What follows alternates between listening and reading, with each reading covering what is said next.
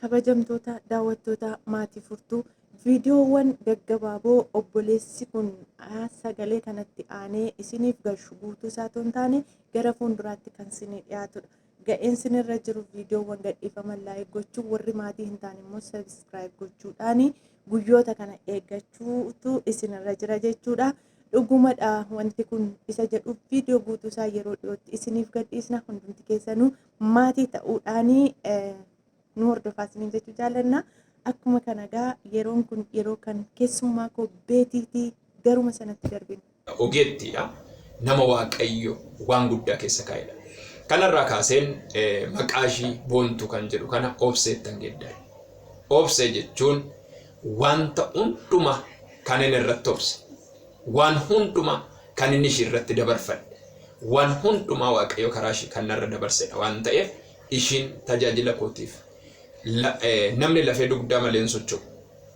Akkuma kana tajaajila koof lafee dugdaa taate jechuudha.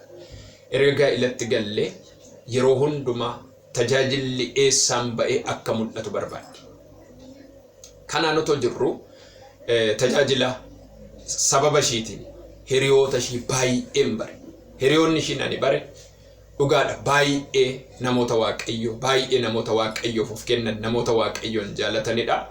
Hiriyoonni karaa ishii bare namoota baay'eedha. Namoota gurguddoota baay'een karaa ishii bare. Ishiin jennaan gaafa itti akkas naan jette dhiisi naan jette kontiraata nama harkattis hafe aafuuf inni diigame isaa diigamu homaa abdiin kutiin Waaqayyo jira. Inni diigamnaan amma immoo deebi'een mul'anni kun hin hafu jedheen oolota dhaqe. Oolonni shanaffaadha. Oolotatti sagantaa jalqabne ammas baasii guddaa waan jiru walitti qabne ammas hin diigame. Isa dhuma waldaa hundeeffamee adulaala jiru namni tokko akkas jedhe nan dadhabee waan an godhu wallaalee bakka narraa fagaata shawaa meedaadhaan deddeebi'a. Qaama kun keessa jechuudha. Akka waan duwwaa ta'etti natti dhaga'ama. Kanarraa kan ka'e sammuu koo keessa wanti rakkina ta'e kun maal ta'a hoo jettanii funyaanii fi afaaniin malaan na yaa'u jalqabe. Malaa jechuun Eewu kasi barsiise. Eewurraa baratte. Kana mee gabaabsitee naaf ibsuu dandeessaa? Yookiin na gorsee kun akkas ta'uu qabaa, akkana gochuu qabdaa, maal gochuu qabda naan jedhee osoo hin taane ilaalchuma kootiin jechuudha. Ilaalchumaan irraa baradhe jechuudha. Hojiin nu hojjetu, ilaalcha inni qabu, bakka waan hundumaa jechuudha. Kan akkuma warri si jaallatan jiran warri si jibbanis jiru moo hundumatu si jaallata? Qabatanii ce'uu jechuudha. Kanaaf bu'aa guddaa qaba. Ani hin dubbanne iyyuu baay'eedha waan ta'eef bu'aa guddaa qaba jechuudha. Nagaa Waaqayyoo bakka jirtanitti hunduma keessaniif haa baay'eetu. Jaalatamtootaa fi kabajamtoota maatii furtuu dhalootaa YouTube akkam jirtu nagaa keessanii ani nagaa koodha. Galanni guddaan Waaqayyoodhaaf haa ta'u. Uffatuma waajjiraatiin dhufee jira jechuudha. Xiqqoo ishii yeroo waan hin qabnee fi akkuma waajjira jiru nan isinii dhufee jechuudha. Har'a gaaffii nama tokko gaafadheen ture. Gaaffii kanas obboleettii keenya Beetii Shaambal faarfattuu Beetii Shaambal faarfattuu Durbee Beetii Shaambal jedhamti. Gaaffiiwwan ani dhiyeesseetu jira. Gaaffii sanas ishiin Waaqayyo ishee eebbisu yeroo ishii aarsaa gochuudhaan naaf deebisteerti jechuudha. Dhugaa dubbachuudhaaf taanaan gola hojiitu jiranii yeroo dhufii daqiiqaa tokko namaaf aarsaa gochuun salphaa miti jechuudha. Namoonni baay'een garuu akka salphaatti ilaaluu danda'u jechuudha. Nama iddoo sana jirutu beeka maal akka ta'e akkam akka ta'e jechuudha. Kanaafiyyuu maal isiniin jechuun barbaade mee gaaffiiwwan ani ishiidhaaf dhiyeesse wal wajjin ilaalla jechuudha. Gaaffii baay'ees miti xiqqoos miti kan ani ishiidhaaf dhiyeesse gaaffii arfan tokko ishiidhaa dhiyeesseera. Waa'ee garraamummaa, jaalala, obsa. Nama tokko gaaffii tokko gaafa gaafannu hangama kootiin jechuudha. Namni tokko hin lola taana yookaan nama lolaa dutaa wayii yoo ta'e akkuma amala isaa sanatti naqee gaaffii sana gaafachuu hin danda'a. Obboleettiin kun garuu amaloota isheerraa, gocha isheerraa wantoota gaaffii natti uumantu jiru jechuudha. Gaafa naqee gaaffii sana gaafadhu garuu Indee abbaan keenya tokko waan na jechisiise wayitu jira jechuudha. Innis ishumarraati deebisaa argattu. Anillee waa'ee abbaa ofirraa maal akka baratan viidiyoo ji'a 11ffaan kan akkas ji'a 11 ta'a kanan gadhiise jira ilaaluu dandeessu jechuudha. Ishiinillee gaaffii keessa koo dhufe tokko ishii gaafadhu maal jettee akkanaaf deebiste jechuudha. Walumaan viidiyoo sana ilaaluu dandeessu. Kanaafi nagaan waaqayyoo hunduma keessaniif haa baay'atu. Jaalatamtootaaf kabajamtoota obboloota hafuuraa hordoftoota yookiin maatii furtuu dhalootaatu akkam jirtu nagaa keessanii an waaqayyoof haa galatu nagaa kooti. Isinillee nagaa guutuu irraa faka qabdan karaa waaqayyoo abdiif amantii guddaan qaba. Baga nagaa keessan taata hundumti keessanii. Tole ani maqaan koo Beetii Shaambaliin jedhama. Furtuu dhaloota tuubii irratti waamicha kanaaf godhe obboleetti koo obseedha. Waaqayyo si haa eebbisu, obsiyyee eebbifamii siin jedha. Obboloonni yuutuubii kanaaf haaraa taatan subscribe godhaa maatii ta'aa fi siin jedha. Warri duraa maatii taatan share like gochuudhaan yuutuubii kana guddisaanii siin jedha. Egaa maqaan isaatu iyyuu baay'ee na dinqa jechuudha. Furtuu dhaloota, furtuu dhaloota, furtuu dhaloota. Dhalootaaf furtuu, dhalootaaf furmaata, dhalootaaf ce'umsaa karaa akka ta'u tumsa kenna haa jabeessinuun isiniin jedha. Gooftaan isin haa eebbisu, eebbifamaa isiniin jedha. Tole kanatti aansuudhaan obseen gaaffii na dhiyeessitee turte. Anis gaaffii kana deebisuudhaaf eeyyamamtuu ta'ee gidduu kanatti argamee jira jechuudha. Gaaffii haga afurii na gaafatte, mee gaaffii isiin na gaafatte kana walumaan ilaallaa isiniin jedha. Tokkoffaa irratti gaaffii isiin na gaafatte gaaramummaa kee eenyurraa dhalatte yookiin fudhatte jettee na gaafatte jechuudha. Egaa maal akkasiin argite na gaafatte kana isumaafan dhiisa. Gaaramummaan egaa waa lamarraa fudhachuu dandeenya. Garuu anaaf jechuudha akka kootti anaafi ijoollummaa koo yookiin keessatti dhaladhe jechuu nan danda'a, keessa guddadhe jechuu nan danda'a. Ijoollummaa kootti otoo Gooftaa Yesuus Kiristoos anuma Gooftaa keessan guddadhe garuu gadi fageenyaan waa'ee Gooftaa Yesuus Kiristoos otoo hin beekin duratti ijoollummaa kootiin abbaa koo irraan bare jechuudha. Maatima koottu gaarramiidha. Abbaan koo baay'ee gaarramiidha dhugaa dubbachuu fi baay'ee nama gaarramiidha. Inna ilaaleetuma amma natti dubbatee yookiin na gorsee kun akkas ta'uu qaba, akkana gochuu qabda, maal gochuu qabda naan jedhee osoo hin taane ilaalchuma kootiin jechuudha. Ilaalchumaan irraa baradhe jechuudha. Hojiin nu hojjetu, ilaalchi inni qabu, bakka waan hundumaa jechuudha.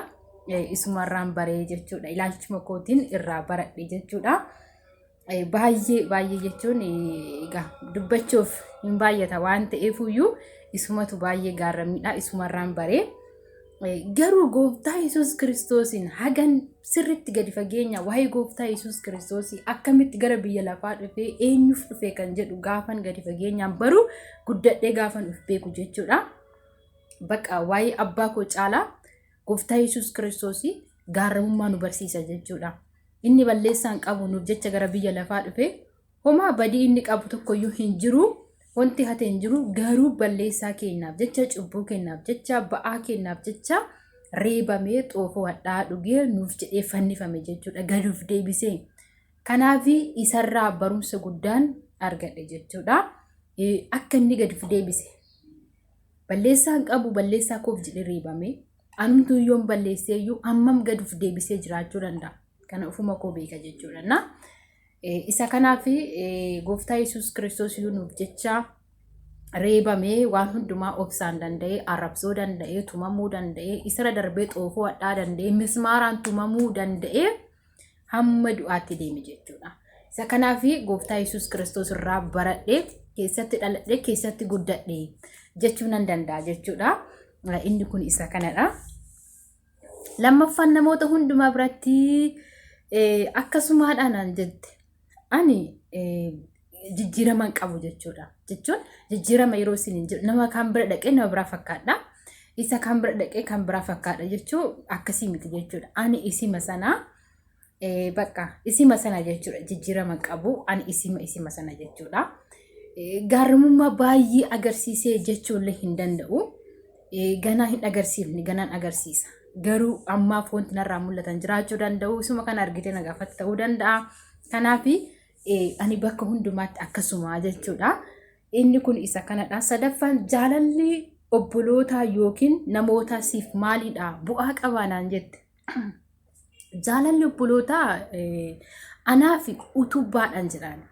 Akka kootti utubaadhaa jedhee fudhadha. Sababbiin isaa bu'aas qabasiif obboloonni gaafa walitti dhufanii tokko ta'anii wal jaalatan kana waliif utubaa ta'u, wal hirkisuu, wal gargaaru, gaddaaf gammachuu keessatti waliin ta'uu jechuudha. Kanaaf obboloonni jaalalli obbolootaa yookiin namoota waliif gaafa isaan wal jaallatan waliif maal ta'u utubaa yookiin hirkisaa ta'u jechuudha. Wal hirkisuu, wal utubuu jechuudha. Bu'aa inni qabu egaa walitti dhufeenyi kunuyyuu yoo jaalalli jiraateedha. Tokkummaa yoo ta'u walitti dhufuunis tokkummaa ta'uunis yoo jaalalli jiraateedha. Kanaafuyyuu macaafa faarfannaa keessattis gadi fageenyaan baay'ee dubbata. Maatiyoos keessattis hin dubbata. Obboleeyyan tokkummaadhaan yoo jiraatan akkam gaariidha jedha. Kanaaf obboloonni tokkummaadhaan walitti qabamanii bitaa mirgaa walitti dhufanii maatii abbaa tokko ta'aniituyyuu gaafa isaan waaqeffatan akkam namatti tola. Inni kun bu'aa isa tokkodha. Waliin ta'anii waaqeffachuun, waliin ta'anii guddummaa waaqayyoo dubbachuun, waliin ta'anii wangeela lallabuun bu'aa isa tokkodha jechuudha. Inni biraa bu'aa isaa maal inni walitti dhufaniituyyuu yeroo gammachuu waliin gammaduu, yeroo rakkoo waliin rakkatu, bakka kufanii wal kaasuu, wal hirkisuun kunuyyuu bu'aa isa guddaadha. Tokko ta'uun isaaniituyyuu bu'aa isa guddaadha. Bu'aa qaba jechuudha. Wal ceesisuu jechuudha. Harka wal qabatanii ce'uu jechuudha. Kanaaf bu'aa guddaa qaba. Ani dubbanneeyyuu baay'eedha waan ta'eef bu'aa guddaa qaba jechuudha. Isa kanaaf obboloonni wal jaallachuun waliif utubaa ta'uu jedheen fudhadha jechuudha. Inni biraa akkuma obseen si jaallatu namoonni biroos si jaallatu naan jette namoonni na jaallatanis jiru kan nan jaallanis jiru jechuudha. Kanaaf hunduma biratti nan jaallatamaa jechuu hin danda'u jechuudha. Tarii namni suni afaanumaa si jaaladha jedhee garaa isaatti waan hamaa yaaduu danda'a waan ta'eef keessa namaa hin hubannu hin beeknu amali namaa garaagarummaa qaba waan ta'eef kanaaf namoota bira jaallatamullee jira. Akka obsee kanattis namoonni jaallatanis jiru jechuudha. Isa kanaaf jiru jedhee tan fudhadha ani akka kootti jechuudha. Isa kanadha gaaffii isiin na gaafatte tarii wanti hafe yoo jiraate nan deebi'a. Waaqayyo gooftaan isinaa eebbisuu eebbifamaan isiniin jedha. Egaa yuutuubii kana haa guddifnuun isiniin jedha, haa tumsuun isiniin jedha. Waaqayyo koo isinaa eebbisuu eebbifamaa. Tole egaa kabajamtoota daawwattoota obboloota koo maatii koo guddoo xiqqoo umuriidhaan kan na caaltan umuriin kan na qixataatan akkuma kana umurii godhaa gadillee kan jirtanii hunduma keessaniif jaalala kabaja guddaa isiniif qaba. Amantaa kam keessayyuu kan jirtan namoota amantaa garaagaraatiin kan jirtan akka na bira jirtan nan beeka. Kallattii kamiinuu qooda tokko malee wal qoodumsa tokko malee jaalala kabaja guddaa kanan isiniif qabu. Jaalala kana immoo Kiristoos irraa kanan baradhe jechuudha. Jaalala tokko jaalala ija tokkoon isin ilaalu kanan isiniif qabu. Egaa gaaffiin har'aa obboleettii keenya beetiidhaaf dhiyaate kana fakkaata ture. Isinis immoo gaaffii kanarraa waa akka barattan abdii guddaa hin qaba. Keessumattuu jechoota isheenii namoonni na jaalatanis jiru, na jibbanis jiru jette irratti dhugaadha. Yeroo baay'ee tarii namoonni namoota nu jaalatan qofa duukaa deemna ta'uu danda'a. Haa ta'uyyuu malee garuu akkana ta'uu hin qabu. Maaliif yoo jettanii namoonni nu jaallatan ani yeroo baay'ee jaalalli yoo baay'ate waan na dogongorsiisu natti fakkaata. Sababiin isaas jaalalliif gargaarsi yoo baay'ate akka ittiin tattaafanne akka tuuf dandeesseen dhaabbanne si godha.